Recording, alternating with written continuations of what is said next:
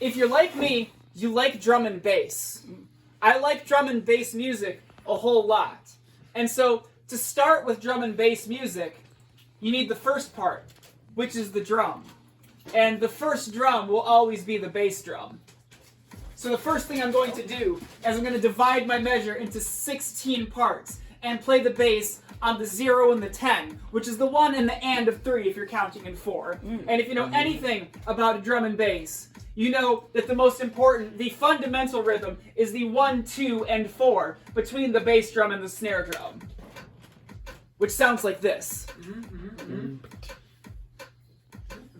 Of course, the drums don't simply exist on the floor and on the ground. They also exist up high in the overhead, where the cymbals live. So we're going to hit the cymbals on every 8th note. I use the gain function, which is a volume function, to cycle through 4 volume levels, accenting the 3rd hi-hat hit of the 4. Of course, this is electronic music, and what would we be doing if there weren't claps? I can even apply a low-pass filter on the claps if I want to fade them in, which I can't do very well on the carpet with this mouse. Good. And let's throw in a couple additional percussion hits for flavor. I use the question mark to make it only happen sometimes, which makes it exciting. I can do the same thing on the bass to occasionally add an additional kick for color.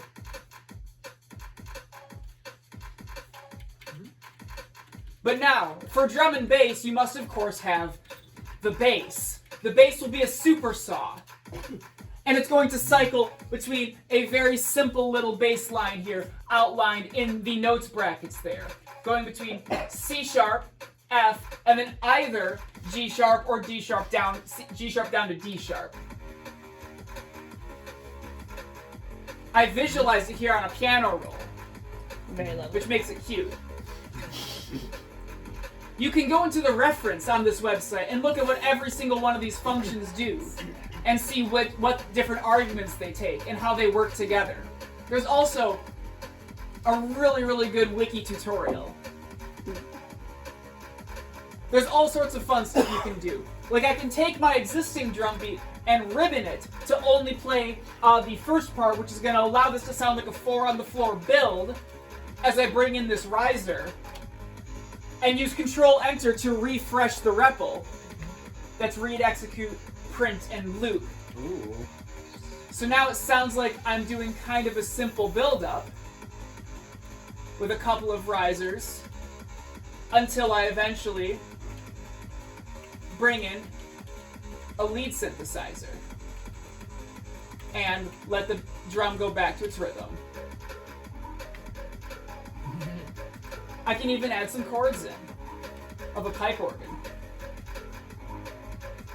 Use the gain slider to increase its volume.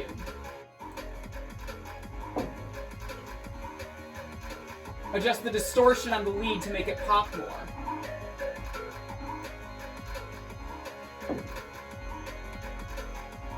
Note that we can, in addition to just defining notes by their names, I can simplify things by defining a scale for a particular instrument and telling it to place values within that scale. 0, 1, 8, 7, and 5 here. I can also adjust the ADSR curve if you're familiar at all with how electronic music is in general produced, setting values for the attack, decay, sustain, and release of any particular tone. Also note that there's a variety of different sound libraries that are built in. In this case, I'm using a pan flute for the lead and the pipe organ loud for these organ chords.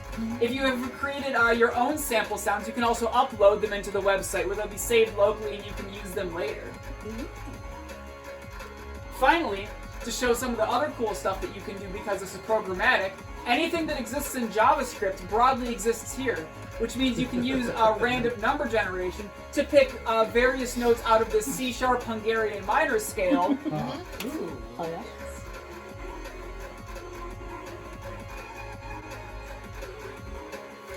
And make this weird little vocal thing come in.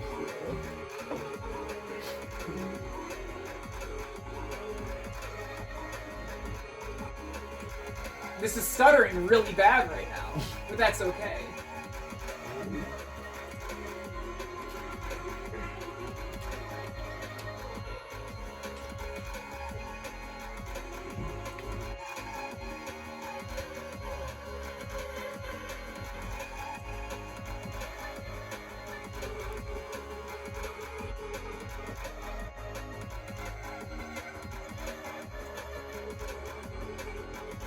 I've sat here for hours and just played with this before. This is a really, really cool website. It's a super cool tool, and this is only scratching the surface of what you can do with it. But this is something that, like, I was able to write up once I learned the basics in, like, under half an hour, and it's super fun to mess around with.